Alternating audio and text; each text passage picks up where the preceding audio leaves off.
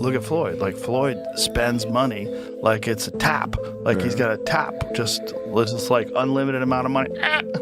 Money's just flowing. And even as much money as he's made in his career, which he's probably made as much, if not more money than any boxer ever, like, there's all these lawsuits. Like, he hasn't been paying things, and he owes money on this and owes money on that. And it's like, and then he's got to come out of retirement. Yeah, that's tough. Yeah. That's tough. I think it's just the lifestyle that Floyd lived. Yes. I think he can't fathom to just live a modest lifestyle. It's like he gotta be lavish. Right. He's got to have those videos where he shows you all the watches, where he opens the case up, you know. All the money. You gotta show that he got $1 million in his backpack. And, you know, he got the latest watch and the latest car, and look what I just bought. And when you get into latest watches and latest cars, you get into that, like, boy, that money goes quick. Yeah. Bugattis are like $3 million. There's watches that are $3-5 million. That's crazy. Joe Rogan did not quietly express his doubts when Floyd Mayweather's real estate claims came up. He nearly leaned across the podcast table and said at 1 minute and 19 seconds, wait a minute, that math does not work. /comma.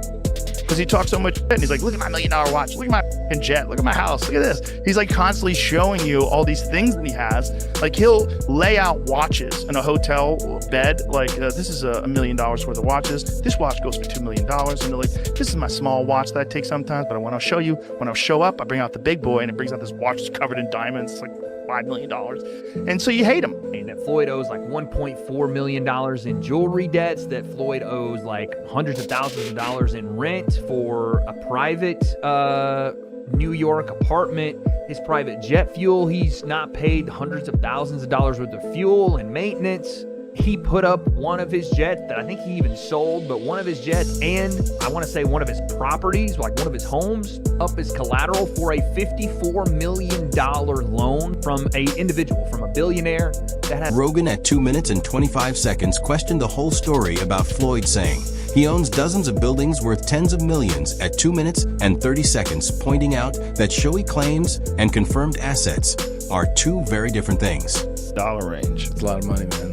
But it's not something that he's been, it's not like deception. No. It's just neglect to it's pay. Neglect. And it's also like, I think, and there is like a truth to this. He makes so much money. There's probably a point when they're like, hey, it's time to pay your taxes. And you go like, all right, here's a check for $25 million. That's an incredible amount of money. And then they go, that's true, but you owe 50 more. And he's just like, that can't be right. I've given you $25 million. Yeah, he's bought over 100 luxury cars from the same dealer and always pays in cash. He has 50. And that is where the conversation gets interesting, because Floyd built the whole Money Mayweather image on the idea of endless wealth piles of cash luxury at 3 minutes and 28 seconds watches and a money empire that looked unbeatable. But reports moving through the business world show a more complex picture. Floyd Mayweather is made, and because he's the best in the history of pay-per-view at making sure that the money ends up in his pocket. He is or has been a businessman as an athlete that almost doesn't have a peer because he owns all his own stuff as an independent. Your spending has to be so fiscally irresponsible to lose the amount of money that Floyd Mayweather has lost that it is almost beyond anything that is reason. It's not merely fiscal insanity. It's something that doesn't make any sense to me. Right. And another sign of him maybe in financial trouble is, as of February 2026, Floyd Mayweather has initiated a massive $340 million lawsuit against Showtime Networks and former executive Steven Espinoza. So he's trying to get some bread right now. The estimate is that he made over $1.2 billion. According to at 4 minutes and 41 seconds Business Insider, 2 of Mayweather's commercial properties have already faced foreclosure. And there were even reports that his Las Vegas strip club building at 4 minutes and 48 seconds risked being taken over unpaid property taxes. Add to that lawsuits, saying unpaid luxury watch and jewelry bills, something Floyd has fought back against at 4 minutes and 57 seconds. And suddenly the talk moves from boasting rights to financial review. Insane that Floyd owes like $1.4 million in jewelry debts, that Floyd owes like hundreds of thousands of dollars in rent for a private New York apartment, his private jet fuel. He's not paid hundreds of thousands of dollars worth of fuel and maintenance. He put up one of his jets that I think he even sold, but one of his jets and I want to say one of his properties, like one of his homes, up as collateral for a $54 million. The outlet also noted that 2 Trump Las Vegas condos were briefly taken for at 5 minutes and 37 seconds unpaid taxes before being given back after payment, while a huge $54 million loan reportedly used his home's private jet and businesses as collateral at 5 minutes and 47 seconds. Whether exaggeration or misunderstanding the gap between the money image in these reports has definitely started debate. That whole Joe at 5 minutes and 54 seconds Roganed out about Floyd's money empire already had the conversation shaking a little. But then Chael Sonnen bursts into the talk like a guy at 6 minutes and 2 seconds who just took the microphone and decided subtlety is done. Chael basically looks at the whole "Is Floyd broke?" headline and says, why are we even acting like this is surprising at 6 minutes and 12 seconds? What is wrong with that? And why are we attempting to tease Floyd? Is Floyd? Yes, he's broke. Of course he's broke. He's a boxer that they say can't read. That's not to tease him. They say that he can't read. His best friend at the time said that he can't read, and he never denied it. I don't tease him for it. He was a guy. He grew up in a boxing gym, right? It's one of these things. You know what you know. You know what you were taught. I didn't teach him about contracts. I didn't teach him about saving. I didn't teach him about investments. Who would have? He literally turns the question back on the audience at 6 minutes and 49 seconds, saying, if you wake up and go to work every week because you need money, why would it suddenly be strange for a boxer to keep fighting for at 6 minutes and 57 seconds the same reason? And I am sitting here thinking that is peak Chael logic, half brutal honesty, half troll energy. But at 7 minutes and 5 seconds, he does not stop there. Chael starts taking apart the myth around boxing paydays, pointing out that the billion-dollar earnings numbers and those at 7 minutes and 12 seconds, huge pay-per-view claims, often come from press releases rather than publicly confirmed financial records. When he says nobody from the company actually at 7 minutes and 20 seconds processing the pay-per-views has confirmed those absurd figures. That line alone throws a bomb into years of boxing hype stories. That they're attempting to tease him. I mean, first off, they're asking the question. Look, I've told you until I'm blue in the face. The numbers that you hear in boxing simply aren't true. Floyd made $1 billion. No, he didn't. Floyd and Conor made $500 million. No, they didn't. Of course they didn't. Nobody's ever confirmed that. And it's the same thing with the check. I got $100 million for a fight. Oh, you did? Who signed the check? Whoever signed the check is going to want credit for it. There's never been a time that $1 million check was written and the dude that wrote the check didn't make sure that somebody found out he wrote the check. So who wrote the check? Floyd's got a whole bunch of them, apparently. He got $1 billion. At 8 minutes and 15 seconds, the same time Chael is not just roasting Floyd. He is roasting the whole sports money storytelling.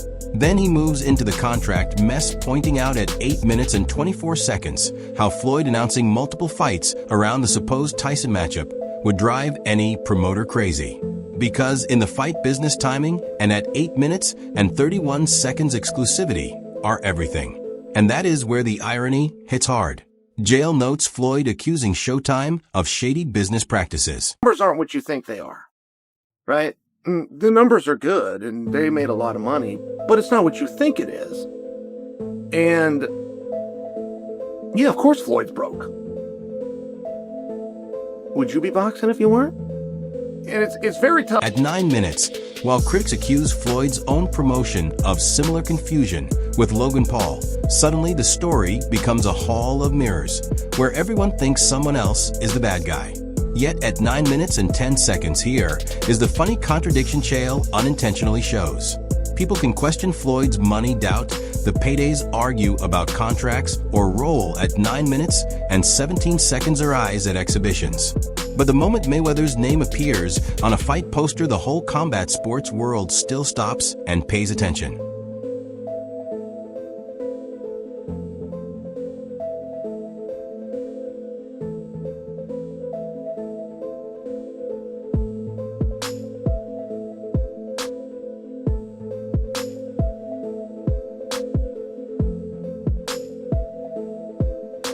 At 9 minutes and 50 seconds Whitlock, and that panel jump in, and the talk suddenly becomes a full-blown round of money detectives. And I am sitting there like at 9 minutes and 57 seconds, while we have officially gone from fight analysis to forensic accounting with boxing gloves on.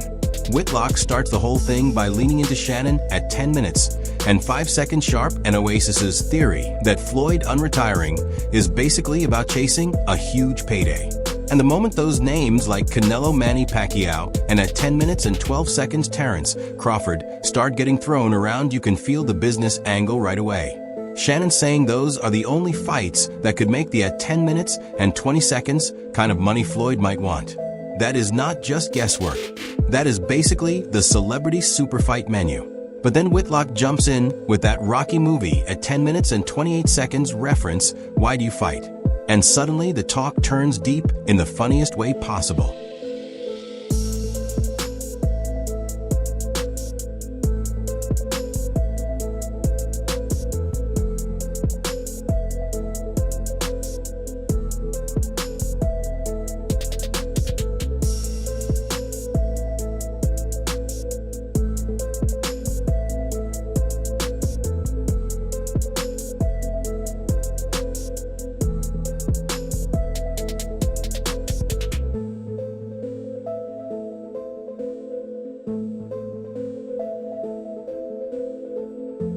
Yes, but Floyd built a whole brand at 11 minutes and 15 seconds around the idea that money means success, actually changing from pretty boy to money. And Whitlock shows the harsh irony. When your whole image at 11 minutes and 24 seconds is built on wealth, any rumor about money trouble becomes a headline storm. Then Dre adds a more grounded view, saying the real issue is not at 11 minutes and 32 seconds what Floyd earned. It is what we do not know about liquidity, assets, debts, taxes, lifestyle at 11 minutes and 38 seconds. Basically the money iceberg under the flashy Instagram photos. Meanwhile, at 11 minutes and 42 seconds, the panel throws in jokes about gamblers going broke, IRS bills, luxury spending at 11 minutes and 47 seconds. And suddenly Floyd's career looks less like a victory lap and more like a tricky puzzle. Yet here is the part that makes me laugh. While half the at 11 minutes and 54 seconds panel questions the logic of watching a nearly 50-year-old fighter step back into the ring, the other half quietly admits something every fight fan at 12 minutes and 1 second knows deep down. If Floyd Mayweather actually announces a fight with someone like Crawford, Canelo, or even Pacquiao again, everyone arguing about it right at 12 minutes and 9 seconds now will still be watching when the bell rings. Prize. This is, of all the idiots that we've seen out there, celebrities, actors, entertainers that have lost a lot of money, this guy would take the cake. To blow a bill before he even hits 50 is unimaginable. It actually is sad. It's a cautionary tale. We have seen it time and time again. But who actually wants to watch this guy fight? Like, people that love him. If he comes out and look, if he loses and looks terrible and gets destroyed, well, look, if you love him or hate him, you can say, well, he's nearly 50 years old. This doesn't prove anything. At 12 minutes and 54 seconds, Whitlock, and that panel already turned the Floyd comeback story into a money courtroom drama. But then Andre Ward slides into the conversation at 13 minutes and 1 second, and the tone changes right away from hot take guesswork to fighter level honesty. And honestly, that contrast hits different. Ward basically starts at 13 minutes and 10 seconds by reminding everyone he has always respected Floyd's work ethic. And I am nodding because that part often gets lost when people only focus on the show. Ward at 13 minutes and 19 seconds says the flash, the cars, the jets, all of that was part of the Mayweather brand. But underneath it, there was always a gym rat who never missed the at 13 minutes and 26 seconds grind. And when Ward admits he is torn about this comeback, you can feel the truth there, because he is not attacking Floyd like the rumor mill has been doing. he is saying something deeper at 13 minutes and 36 seconds. Boxing becomes part of your identity. When Ward explains that the rush at 13 minutes and 40 seconds, the attention, the huge fight night checks create a feeling that normal life cannot copy. Feeling that regular life can't replicate. Part of that is because of the way Floyd Mayweather goes about his business.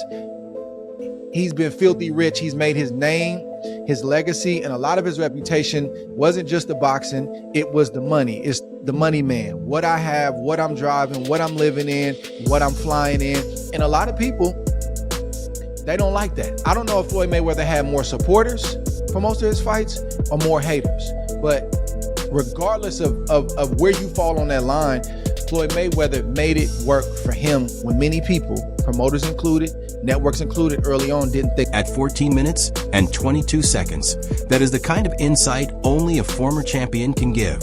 Then he moves to the Pacquiao rematch, and suddenly the analyst in me wakes up again. Ward at 14 minutes and 30 seconds points out something interesting. Older fighters sometimes create more action because they cannot rely on constant movement like they once did. Less foot at 14 minutes and 37 seconds speed more exchanges. And that idea alone flips the story people keep saying about this fight being automatically dull. But the worry at 14 minutes and 46 seconds Ward keeps coming back to is the real danger of age. Your mind still thinks you are the same fighter while your body quietly disagrees. That line alone at 14 minutes and 54 seconds explains half the sad moments boxing has ever seen. Yet even while Ward admits he would prefer both legends relaxing on a beach somewhere enjoying retirement, he also admits curiosity wins again at 15 minutes and 4 seconds.